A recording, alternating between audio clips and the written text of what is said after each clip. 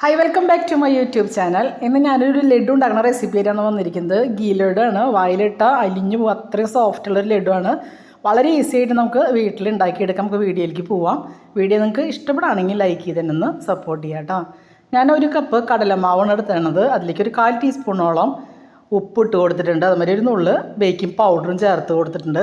അത് നന്നായിട്ടൊന്ന് മിക്സ് ചെയ്തതിന് ശേഷം അതിലേക്ക് കുറേശ്ശെ വെള്ളം ചേർത്തൊന്ന് കലക്കിയെടുക്കുക.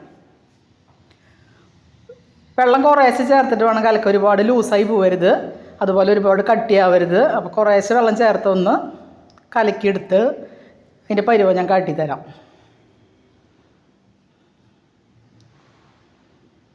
കട്ടയൊന്നുമില്ലാണ്ട് നന്നായിട്ട് കലക്കിയെടുക്കുക. കടലമാവ് ഒന്ന് അരിച്ചെടുത്ത് കഴിഞ്ഞാൽ കലക്കാൻ എളുപ്പമാണ്, കട്ടയൊന്നും പിടിക്കില്ല. ഈ ഒരു പരുവത്തിൽ നമുക്ക് ഈ മാവൊന്ന് കലക്കിയെടുക്കാം. ഇത് വറുത്തെടുക്കണം. അതിനായിട്ടൊരു പാത്രം അടുപ്പത്ത് വെച്ചതിലേക്ക് ഞാൻ സൺഫ്ലവർ ഓയിലാണ് ഒഴിച്ചു കൊടുത്തിട്ടുള്ളത്. അതിലേക്ക് ഈ മാവ് ഇഷ്ടമുള്ള ഷേപ്പിൽ നമുക്ക് തന്നെ സ്പൂൺ വെച്ച് ഇങ്ങനെ കോരി ഒഴിക്കാം. എന്നിട്ട് രണ്ട് സൈഡും ഒന്ന് വല്ലാണ്ട് ബ്രൗൺ കളറാവാണ്ട് മറിച്ച് മൊരിയണ്ട, ഒന്ന് വെന്ത് വരണ വരെ ഒരു 2-3 സെക്കൻഡൊക്കെ രണ്ട് സൈഡും മറിച്ചിട്ടൊന്ന് എടുക്കാം. ഒരുപാട് കരിഞ്ഞു പോകണ്ട.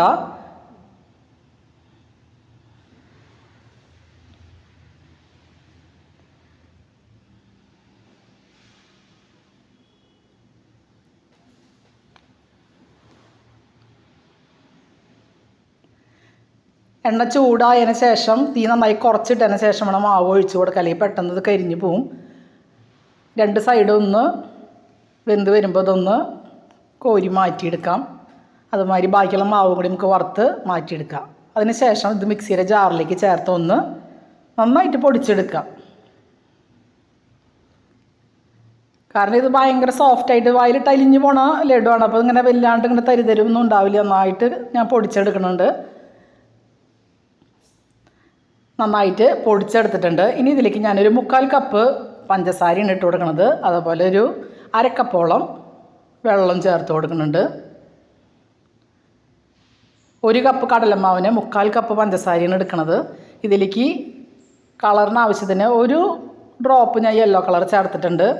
അതുമാതിരി 1 ടീസ്പൂൺ ഏലക്കപ്പൊടി. നന്നായിട്ട് കളർ വേണമെന്നുണ്ടെങ്കിൽ കടലമാവ് കലക്കുമ്പോൾ തന്നെ നമുക്കതിൽ മഞ്ഞ കളർ ചേർക്കാം. ഞാൻ അത്ര അധികം കളർ ആക്കണില്ല. ഈ പഞ്ചസാരയൊക്കെ ഒന്ന് അലിഞ്ഞ് നൂല് പോകേണ്ട പരുവൊന്നും വേണ്ട. ഒന്ന് കൈമ തൊടുമ്പോൾ ഒന്ന് ഒട്ടണ പരുവം വരുമ്പോൾ ഈ പൊടിച്ച് വെച്ചിരിക്കുന്നത് അതിൽ ചേർത്ത് നന്നായിട്ടൊന്ന് മിക്സ് ചെയ്യാം.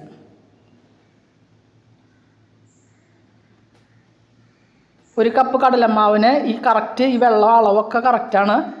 ഇതെല്ലാം ചേർത്ത് നന്നായിട്ടൊന്ന് മിക്സ് ചെയ്തതിന് ശേഷം ഇതിലേക്ക് ഞാൻ 1 ടേബിൾ സ്പൂണോളം നെയ്യ് ചേർത്ത് കൊടുക്കുന്നുണ്ട്. അതുപോലെ മുന്തിരിയും ചേർത്ത് കൊടുക്കുക. അത് ചേർത്ത് നന്നായിട്ട് ഇളക്കി വെള്ളം പഞ്ചസാരയും ഇതും ഒന്ന് ചേരണ വരെ ഒന്ന് ഇളക്കി കൊടുക്കാൻ. വെള്ളത്തിൻ്റെ മയമൊക്കെ ഒന്ന് വലിയണ വരക്കി. അതിന് ശേഷം നമുക്ക് ഗ്യാസ് ഓഫ് ചെയ്തൊന്ന് ചൂടാറണ വരെ ഒന്ന് വെയിറ്റ് ചെയ്യാം.